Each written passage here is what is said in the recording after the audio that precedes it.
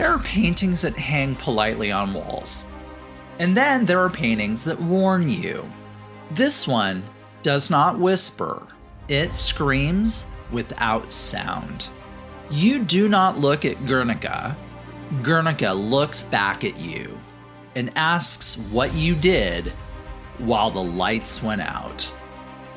Welcome to Art Happens, the divine mess of art history, presented by J Squared Atelier. I'm James William Moore, your chaotic docent through art history, and this is Masterpiece Moment, where we take one artwork, one rupture, one cultural detonation, and hold it up to the light until it tells the truth. Today, Pablo Picasso's Guernica, a painting so massive, so fractured, so relentless, it stopped being just an image and became an alarm.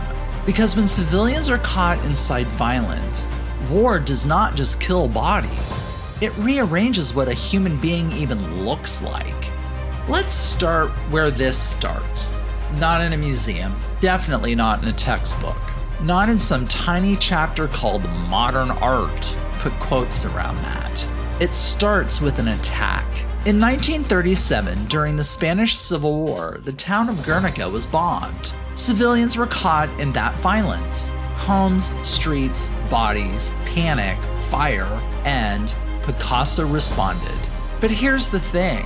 He does not paint this like a journalist.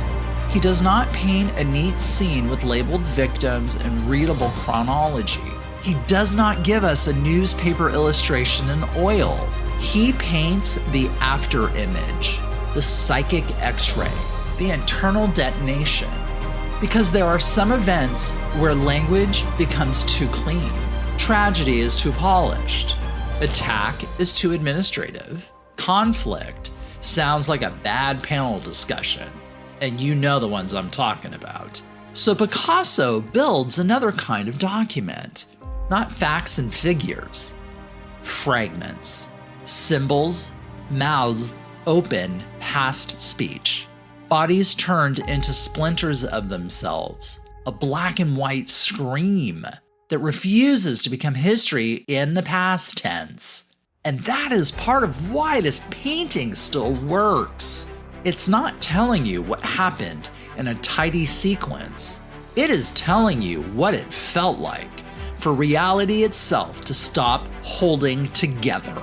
Now, let's talk about size. Because size matters. Guernica is huge. Not pretty big. Not, larger than expected. Huge. Wall-sized. Stage-sized. Public-sized. And that matters because Picasso understood something brutal. If the violence is massive, the response cannot be small. If civilians are flattened into the language of collateral, then the painting has to become something that refuses reduction.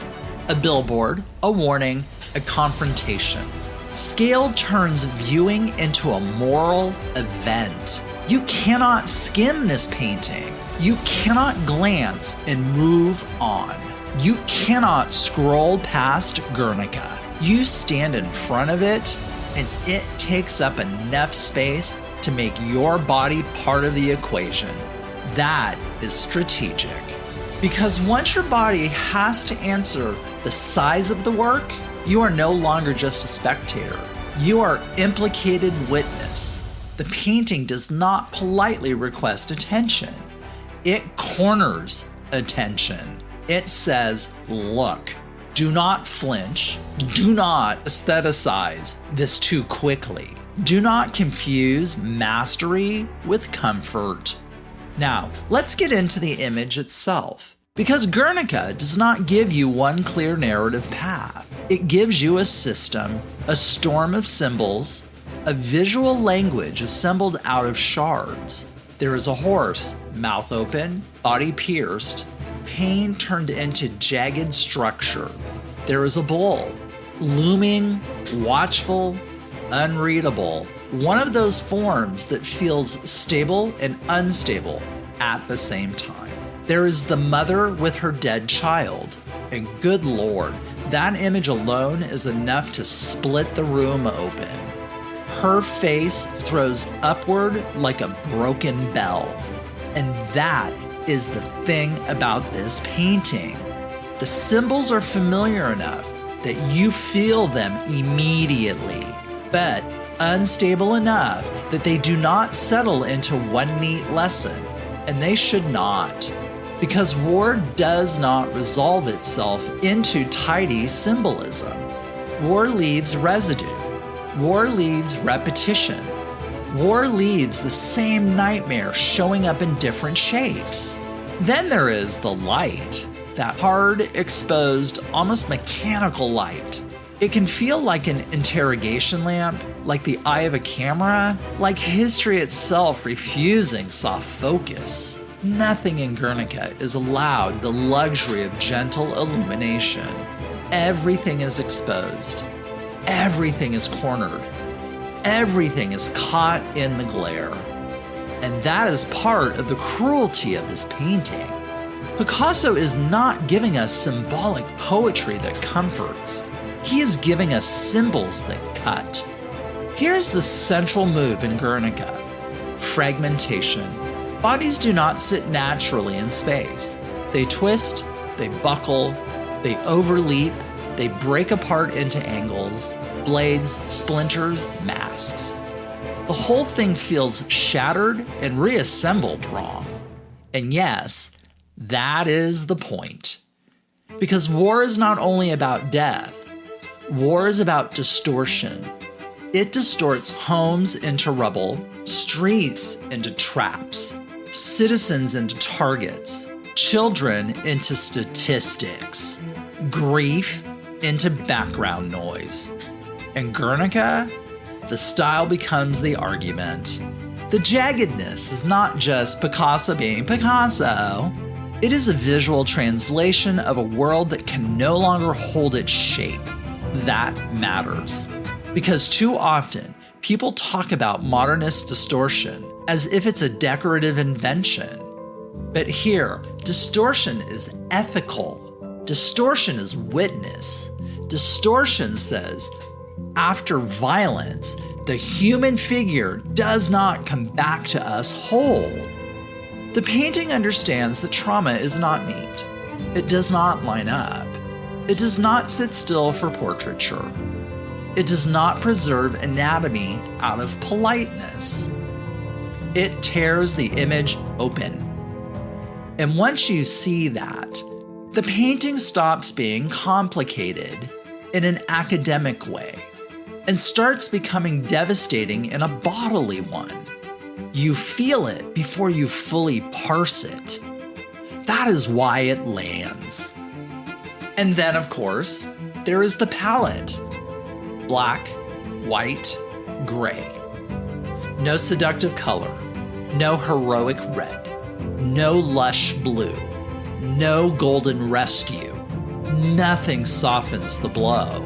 It feels like newsprint, like black and white photography, like an archive, like evidence. That is such a smart move. Because Guernica does not need color to intensify emotion. It uses the absence of color to make the emotion harsher, cleaner, more exposed, less escapable. Color can seduce. This painting does not want you seduced. It wants to corner you with contrast.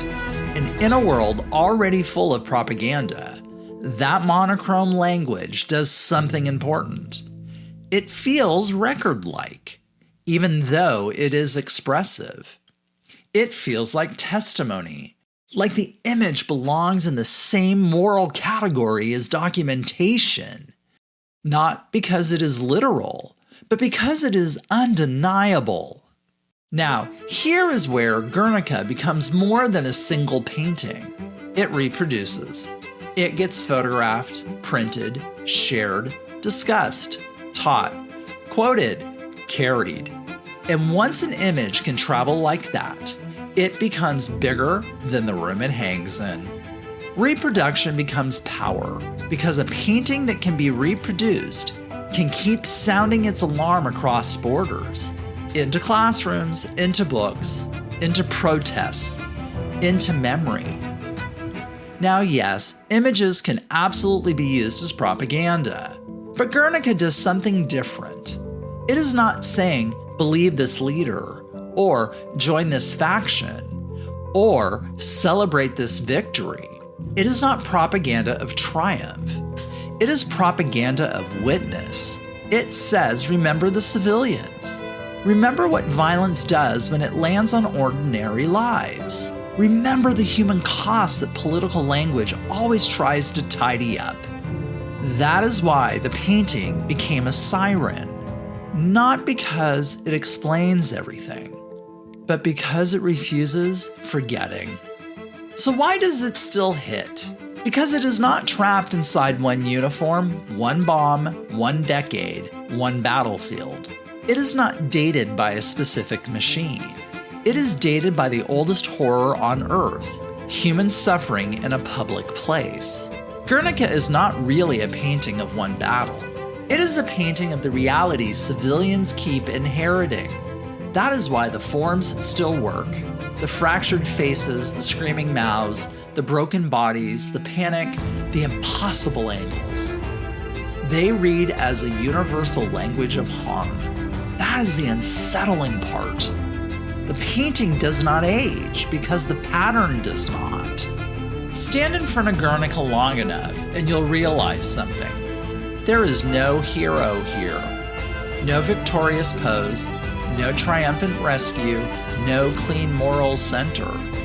Only aftermath. Only rupture. Only the demand that you acknowledge what has happened. And that may be the painting's most devastating refusal. It does not give you catharsis. It gives you responsibility. Because a siren does not explain. A siren does not debate. A siren says something is happening. Pay attention. And Guernica, nearly a century later, is still doing that. Guernica does not show war. It shows what war does to the human shape. And once you've seen that shape, you do not forget it. Thanks for spending this time with me on Art Happens, the Divine Mess of Art History, presented by J Squared Atelier. I'm James William Moore, and thank you for joining me today as we go through this little bit of art history. Until next time, keep looking longer than you think you should, because the truth in art, it usually arrives right after the first moment you want to turn away.